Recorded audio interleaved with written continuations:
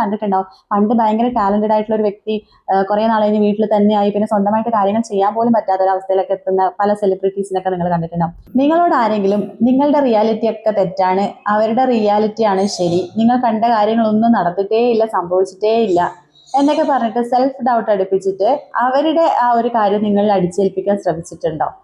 അതിനെ കുറിച്ചിട്ടാണ് കേട്ടോ ഇന്ന് സംസാരിക്കുന്നത്. അതിനെ ഗ്യാസ് ലൈറ്റിംഗ് എന്നാണ് പറയുക കേട്ടോ. അപ്പോൾ നമ്മുടെ ടോപ്പിക്കിലേക്ക് കടക്കുന്നതിന് മുൻപേ ഞാൻ എന്നെ ഒന്ന് പരിചയപ്പെടുത്താം. എൻ്റെ പേര് ഡോക്ടർ അനുഷ. ഞാനൊരു സ്മൃതി മെഡിറ്റേഷൻ പ്രാക്ടീഷണറാണ്. അതൊരു മൈൻഡ്ഫുൾനെസ് തെറാപ്പിയാണ്. അതോടൊപ്പം തന്നെ ഞാനൊരു ട്രാൻസ്ഫോർമേഷൻ കോച്ചും കൂടിയാണ്. നിങ്ങളുടെ ലൈഫിൽ ഒരുപാട് ട്രാൻസ്ഫോർമേഷൻസ് കൊണ്ടുവന്ന് നിങ്ങളുടെ ഗ്രാഫ് മുകളിലോട്ട് ഉയർത്താൻ വേണ്ടിയിട്ട് ഞാൻ നിങ്ങളെ സഹായിക്കുന്നു. സോ ഒന്നാമത്തെ കാര്യത്തിലേക്ക് കടക്കാം. അതായത് ഒരു സംഭവം നടന്നിട്ടുണ്ട്, പക്ഷേ ഈ വ്യക്തി പറയും അങ്ങനത്തെ ഒരു സംഭവം നടന്നിട്ടേ ഇല്ല. നിങ്ങൾക്കത് ക്ലിയർ ആയിട്ട് ഓർമ്മയുണ്ട്, പക്ഷെ ഇവരത് സമ്മതിച്ചു തരില്ല. അവരിങ്ങനെ സമർപ്പിച്ച് അങ്ങനത്തെ ഒരു സംഭവം ഉണ്ടായിട്ടേ ഇല്ല എന്ന രീതിയിലേക്ക് സംസാരിച്ചുകൊണ്ട് വരും.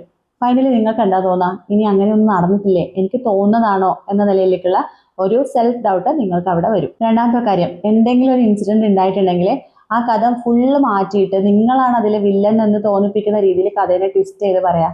നമുക്ക് ഈ MTയുടെ ഒക്കെ നോവൽ നിങ്ങൾ വായിച്ചിട്ടുണ്ടാകും, രണ്ടാം ഊഴമൊക്കെ. ഒരു റിയാലിറ്റിയെ നമ്മൾ മാറ്റിയിട്ട് അതിലെ കഥാപാത്രം വില്ലനെ ഹീറോ ആക്കും, ഹീറോനെ വില്ലനാക്കാൻ ഇങ്ങനെയൊക്കെ സാധിക്കും. അതുപോലെ നിങ്ങളുടെ കഥയിലെ വില്ലൻ നിങ്ങളാണെന്ന് വരുത്തി തീർക്കുന്ന രീതിയിലേക്ക് ആ സ്റ്റോറി മൊത്തം മാനിപ്പുലേറ്റ് ചെയ്ത് പറയാം. നിങ്ങൾക്ക് പക്ഷെ ക്ലിയർ ആയിട്ട് അറിയാം നിങ്ങൾ ഇവിടെ ഒന്നും ചെയ്തിട്ടില്ല, നിങ്ങളുടെ ഭാഗം വളരെ ക്ലിയർ ആണെന്നൊക്കെ അറിയാം. പക്ഷെ ഇവരിങ്ങനെ സംസാരിച്ച് നിങ്ങളാണ് ആ കഥയിലെ വില്ലൻ എന്ന നിലയിലേക്ക് വരും. ഫൈനലി നിങ്ങൾക്ക് എന്താ തോന്നുക? അതെ, ഞാനാണോ ഇനി ഇതിനൊക്കെ കാരണം എന്ന തോന്നൽ നിങ്ങൾക്ക് ഉണ്ടാവും. അതായത് നിങ്ങൾ നിങ്ങളെ സെൽഫ് ഡൗട്ട് അടിക്കാൻ തുടങ്ങും.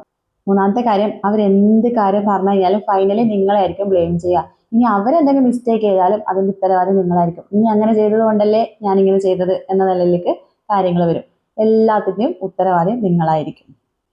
ഇനിയിപ്പോൾ നിങ്ങൾ ഇതിനെതിരെ പ്രതികരിച്ചു അല്ലെങ്കിൽ ഇതിനെതിരെ സംസാരിച്ചു ഒക്കെ വെച്ച് കഴിഞ്ഞാൽ അവർ പറയും നിങ്ങൾ ഭയങ്കര സെൻസിറ്റീവാണ്. അവർ നിങ്ങളെ മാക്സിമം ചൊറിഞ്ഞൊരു ഇഷ്യൂ ക്രിയേറ്റ് ചെയ്താൽ നിങ്ങൾ അതിന് പ്രതികരിച്ചാൽ പറയും, കണ്ടോ ഇവൾ എന്തൊരു സെൻസിറ്റീവാണ്, അല്ലെങ്കിൽ ഇവൻ എന്തൊരു സെൻസിറ്റീവാണ്, ഒരു കാര്യം ഇവരുടെ അടുത്ത് പറയാൻ പറ്റില്ല. ഇങ്ങനെയുള്ള രീതിയിലൊക്കെ സംസാരിച്ച് നിങ്ങൾ ഭയങ്കര ഓവർ റിയാക്ട് ചെയ്യുന്ന ഒരു വ്യക്തിയായിട്ട് മാറും ഇവരുടെ ഒരു കോൺസെപ്റ്റിൽ. പലപ്പോഴും ബോഡി ഷെയ്മിങ് ഇങ്ങനെയുള്ള കാര്യങ്ങളൊക്കെ ആയിരിക്കും ഇവരുടെ മെയിൻ തമാശകൾ. അപ്പോൾ ഇവരുടെ ഈ തമാശയ്ക്ക് നമുക്ക് അത്ര ഓക്കെ അല്ലാതിരുന്നെങ്കിൽ ഇവർ പറയും, കണ്ടോ ഭയങ്കര സെൻസിറ്റീവാണ്, ഈ തമാശ പോലും ഇവരുടെ അടുത്ത് പറയാൻ പറ്റില്ല എന്നൊക്കെ രീതിയിൽ നിങ്ങളെ അവിടെയും ബ്ലെയിം ചെയ്യുകയാണ് ചെയ്യുന്നത്. അടുത്തൊരു കാര്യം, നിങ്ങളുടെ ഫീലിങ്സിന് അവിടെ യാതൊരു വിലയില്ല.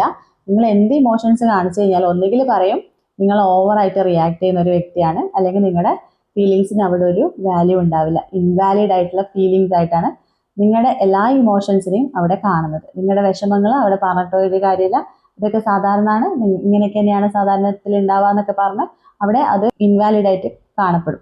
പിന്നെ ചെയ്യുന്നത് നിങ്ങൾ എന്തെങ്കിലും ഈ പറഞ്ഞ പോലെ കരയൊക്കെ ചെയ്ത് തുടങ്ങി, നാടകം തുടങ്ങി, അല്ലെങ്കിൽ നിങ്ങൾ ഓവറായിട്ട് കരയുന്ന ചെറിയ കാര്യത്തിനൊക്കെ കരയുന്ന വളരെ സെൻസിറ്റീവ് ആയിട്ടുള്ള ഒരു വ്യക്തിയാണ് നിങ്ങൾ, ഈ രീതിയിലൊക്കെ നിങ്ങളുടെ എല്ലാ ഇമോഷൻസിനെയും അവരെന്താ പറയുക തട്ടിത്തെറിപ്പിച്ച് കളയും. ഒരു വാല്യൂം നിങ്ങളുടെ ഇമോഷൻസിന് അവിടെ ഉണ്ടാവില്ല.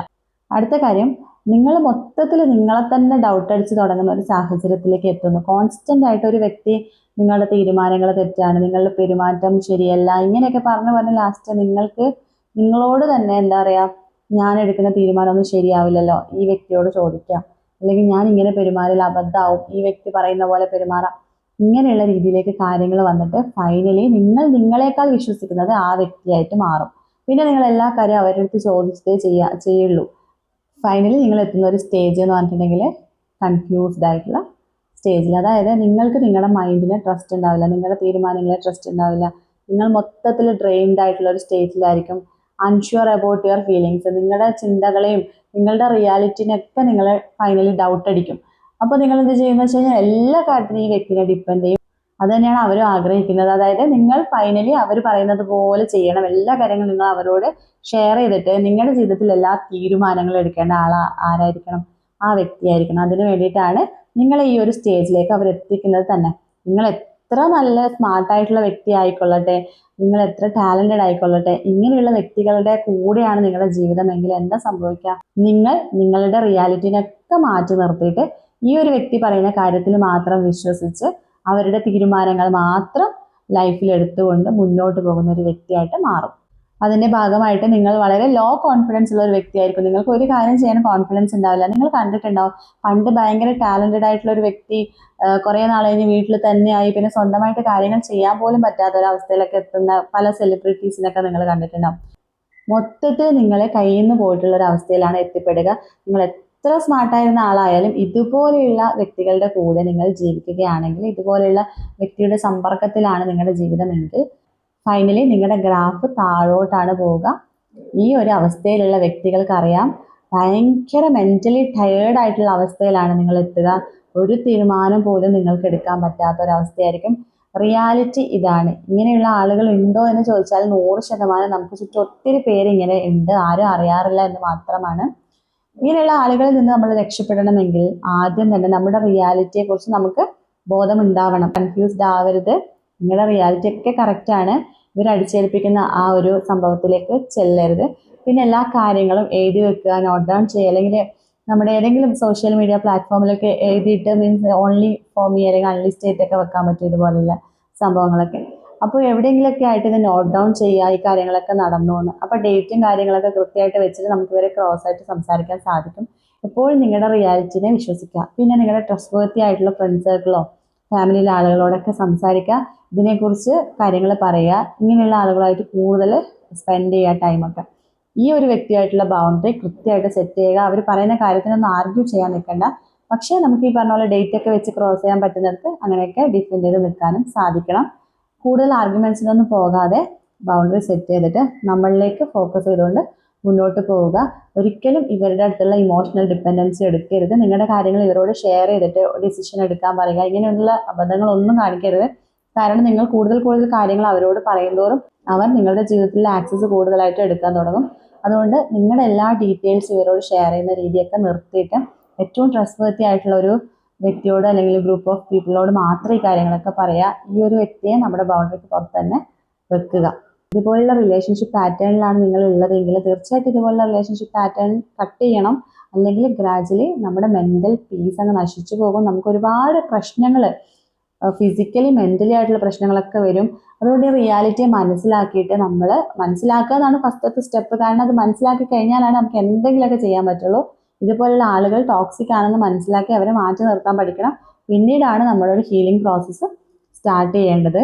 അങ്ങനെ സ്റ്റാർട്ട് ചെയ്യുമ്പോഴത്തേക്ക് കൃത്യമായിട്ടൊരു ലൈഫ് റൂട്ടീനും കാര്യങ്ങളൊക്കെ നമ്മൾ സെറ്റ് ചെയ്തെടുക്കണം. ഇവരോട് ഫോർഗീവ് ചെയ്ത് ഇവരെ നമ്മുടെ ലൈഫിൽ നിന്ന് മാറ്റി നിർത്തുക. അപ്പോൾ ഈ വീഡിയോ കണ്ടതിന് നന്ദി. ഞാൻ ഒരു ഗ്രാറ്റിറ്റ്യൂഡ് പറയട്ടെ.